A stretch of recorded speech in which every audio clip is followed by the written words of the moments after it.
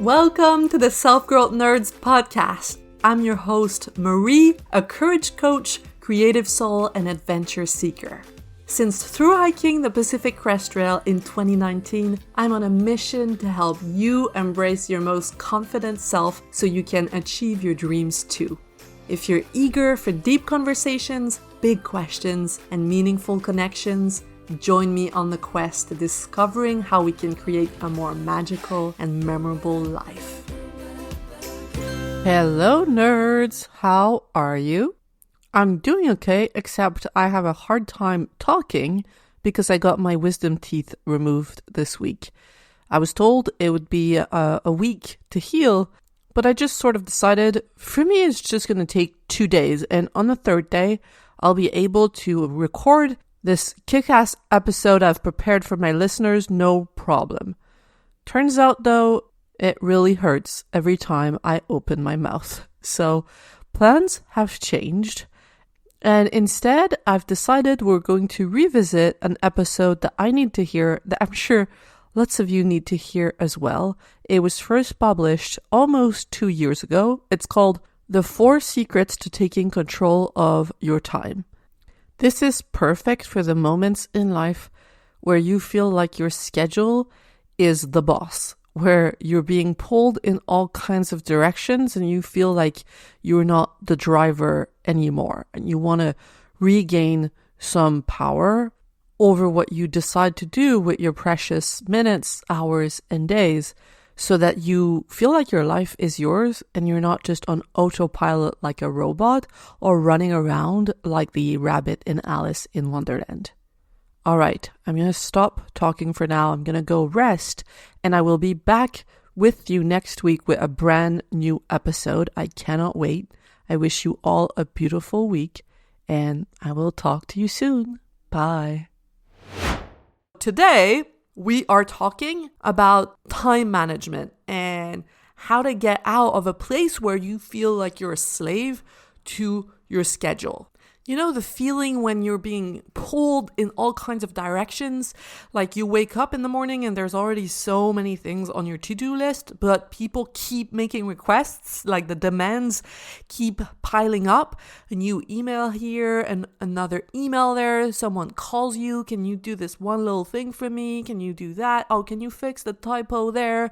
And then suddenly like somebody rings your doorbell. It's like the delivery man and you just want to punch them in the face for disturbing you because you're just trying to get some work done for like an hour straight without distraction, and you can't even get an hour without someone asking something out of you, even if it's just like a signature for the delivery you were waiting for. I'm right now waiting for skincare products from Glossier, and it's taking a while, so that's at the forefront of my mind. I cannot wait. Or you know those days where like you can't even get out of bed because you think, oh my God, I have so much going on. I don't have the time. And notice how interesting it is that when you tell yourself, oh my God, I have so much going on, it often leads you to feeling so overwhelmed that you don't do anything. So you think you don't have time for all of these things, but thinking that you don't have time leads you to wasting time, not doing anything, just swimming in a pool of overwhelm. So funny how our brains work. Okay, so raise your hand if you've been in that situation, or if you are in that situation every day, if you recognize yourself in this description. So if this happens to you, you have slipped into being the victim of your schedule. And that's okay. We don't need to blame, but you do need to take responsibility because it's not useful to put the fault on anyone else. So let's have a look at what you can control, okay? So that you no longer feel like you're being driven by your schedule and by everyone around you and their expectations of you. The good news here is that I have a solution for you, 4 steps to taking the control back over your schedule, over your time, okay? Because your time, my friends, is your most precious resource. much more precious than money, in my opinion. So step 1 to taking the control back is to realize that when you tell yourself I have too much on my plate, it's not useful. It's also not a fact. Let's say we put Obama in your shoes. What would they say about your to-do list? They might say, I can totally get this done.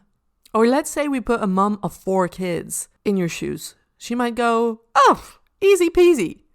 I'll figure it out. And I'm not telling you this in the sense that these people are better than you. What I'm saying is that you would put a different brain in your circumstance, a different person in your circumstance, and they might have a different outlook on the number of tasks you have to do in the amount of time. And I'm also not telling you that to diminish what you're going through. I am telling you that so that you can take your power back.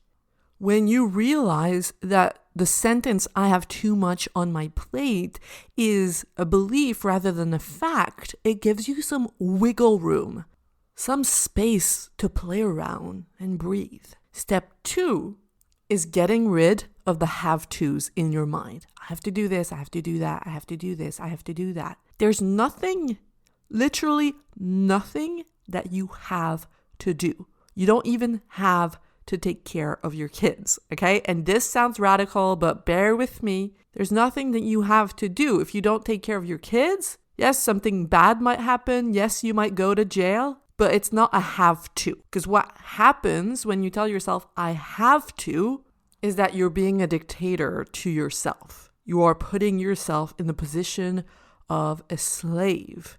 And again, that takes all of your power away. So you don't have to take care of your kids. You choose to take care of your kids. You don't have to go to work. You choose to go to work. And if one of you feels resistant, like, but Marie, that's not true. Like, I have to go to work. Otherwise, I'm going to lose my job and I'm not going to be able to pay my bills. You still choose to go to work because you care about getting the paycheck that allows you to pay your bills. Just this shift in thinking, telling yourself that you choose to do everything that you do, opens up the possibility of a different choice. If you realize that everything you do in a given day is something that you choose to do, it shows you that you can choose otherwise.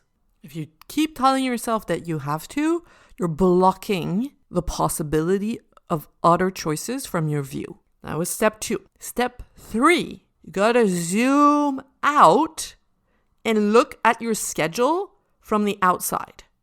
Look at all of your to-dos and your tasks from above. As if you are a robot or like an AI. We keep hearing about AI these days, looking at a number of tasks on the floor, and they have to insert those tasks in like a puzzle that represents your calendar, or the number of hours you have in a given day. So the robot would think 11 tasks, 16 hours of awake time, and just take the tasks and place them in a slot in the calendar.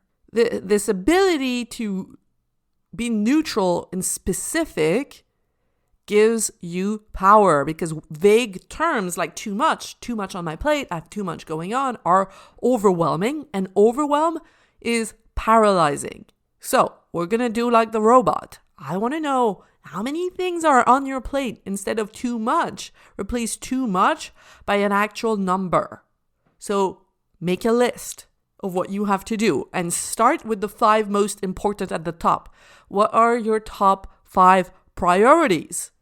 And it helps to write down why they're your priorities. So maybe they don't necessarily bring you joy in the moment, but they're important to you because they're going to serve you in the future. So your top 5 priorities, and then write the other things you have to do after that. See if you can categorize them. For example, I put all of my admin tasks together in like a cluster of admin tasks. You know, those little things that take like 3 to 5 minutes and you can do them at your computer? Put them in a cluster together. Your out of the house tasks that you can do when you're going to run errands. See what the categories are, the kind of tasks that use the same area of your brain. And then next to each category or each task, write down the amount of time you need. Like take a guess, your best guess. Write down the amount of time you need for each of them. And then you place them in your calendar, in your week. Instead of being the victim of your to-do list, you take control. You sit in the control room and you make decisions. Make sure your appointments are in there. Make sure you have time to, have lunch, have dinner, have time to walk over to the place, add these things. And then with the time you have available, you're going to have a very specific number of hours in each day. Okay, that day I have 3 hours available. What can I place? Which task or tasks can I place in this 3-hour block? You have your list with times next to them. So it is just a puzzle. It's a neutral puzzle that an AI could do. And every time I do this, I realize, it's not that bad. And this is actually doable. And you might realize, actually, this is quote unquote too much. Like the robot would literally give you an error message. Impossible to place 24 hours of work in 10-hour day. Impossible. Beep, beep. And then you'll have to take action accordingly. But I've found that most of the time it's not the case. Okay, so it's just maths. Our brain are funny. They love to turn math into drama. So you have to bring yourself back to a place of neutrality where you just look at numbers. I remember this moment with a client of mine when she was seeing the workload coming in a season at her workplace, like a busy season at her workplace. And she was telling me, I can't do this, this is too much. And so we looked at the number of hours that this work would require versus the number of hours that she wanted to give to that work, and it just didn't work. It didn't compute. If she was going to get that work done, that it would bleed into her personal time. So she could do the work. She had done the work before, but looking at those numbers with a clear, calm mind allowed her to see, actually, it's not that I cannot do it. I can, but I don't want to. This is the number of hours I'm willing to give to that work, and it just doesn't fit in. So that does not work for me. From there, she was able to make an empowered decision versus if she just kept telling herself, I can't do this, this is too much, this is too much, this is too much. She would have stayed in overwhelm and exhausted herself. Okay, so that was step 3. Step 4, the last one. I want you to get curious about your perfectionism and people-pleasing tendencies. I don't want you to fix them. I just want you to observe, okay? Notice the moments where you take 2 hours to write an email and you're editing every little words. What's your body feeling like when you're doing that? That is your sign. When you feel this way in your body, you've entered perfectionism and people pleasing. Notice the moments where you're maybe staying longer than you need to in a meeting or in a call with someone because you don't want to be rude, because you don't want to seem unprofessional, because you don't want to be too direct. When you do this, you're unconsciously trying to get your personal worth from what other people think of you. This email has to be perfect, otherwise they're going to think I'm sloppy. If they think I'm professional, then I will feel good about myself. That is the underlying unconscious belief. You know those moments where you're not too sure how to hang up the phone, so you might ask extra questions that you don't really need to ask, oh, by the way, how are your kids? Just because you want the other person to think that you're nice. Again, the unconscious belief there is, okay, if they think that I'm nice, if they hang up the phone and they think, oh, she's nice, she spent a lot of time with me, then I'm going to feel good about myself. You're tying your worth to what other people think about you, and that is the best way to drain yourself, to make yourself feel like a slave, to to try to manipulate everything that you do so that everyone around you has good thoughts about you in their mind. You gotta be willing to send an imperfect email. You gotta be willing to hang up the phone and let people think whatever they're going to think. They might think, oh, I'm glad this call was short. They're so professional. Or they might think, oh, that was rude. And they didn't ask me about my kids.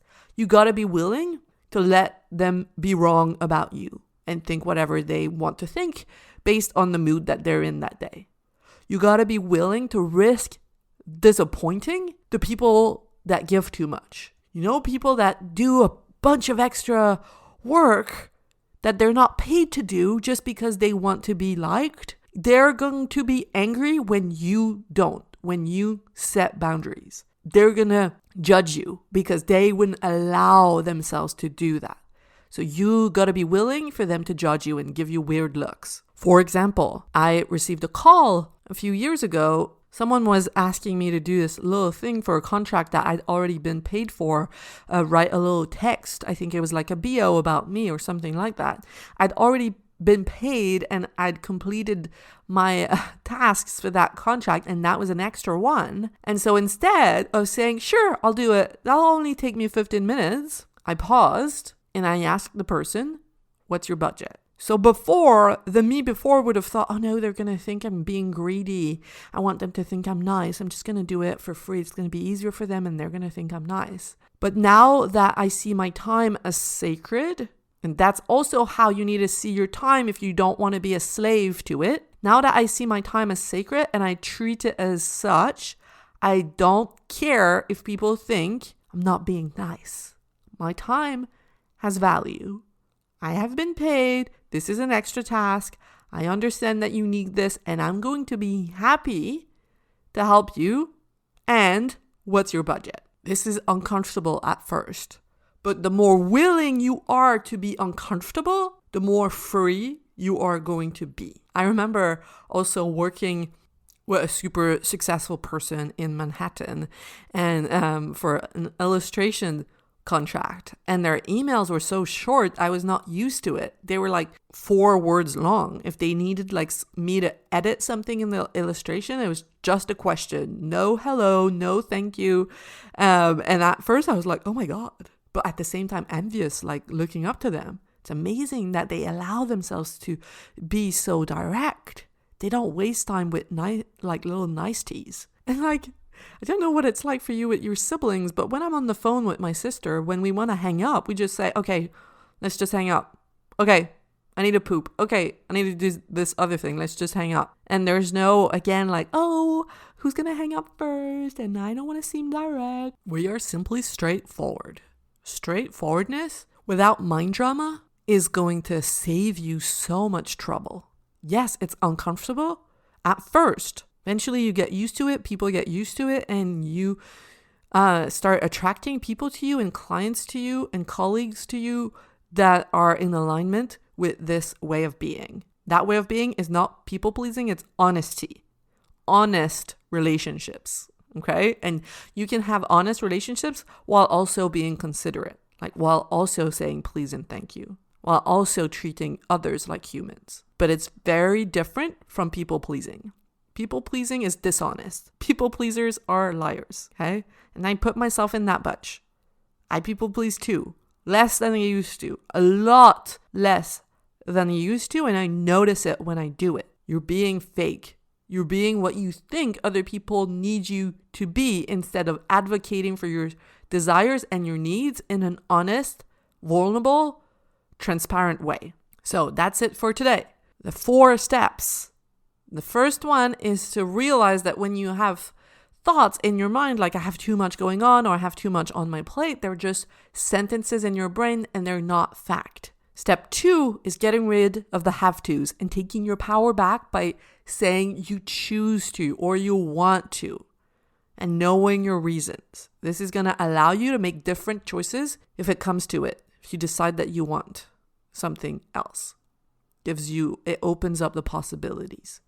Step 3 was looking at your tasks and your schedule like a robot with numbers. Put numbers, replace too much with a number. How many tasks do you have to do and how many hours do you have? It's math. It's not drama. And lastly, step 4, get curious and observe when you're falling into perfectionism and people pleasing. What does it feel like in your body?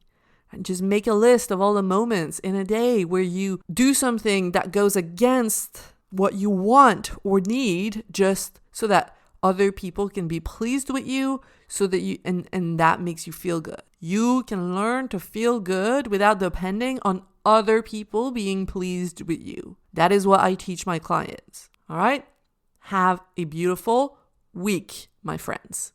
Bye. If you love what you're hearing on the Self-Growth Nerds podcast and you want individual help finding a new direction for your life and developing the courage to make your dreams a reality, you have to check out how we can work together on selfgrowthnerds.com or message me on Instagram at selfgrowthnerds. My clients say they would have needed that support years ago. So if you're tired of feeling like you're wasting your life, don't wait. Get in touch now, and I cannot wait to meet you.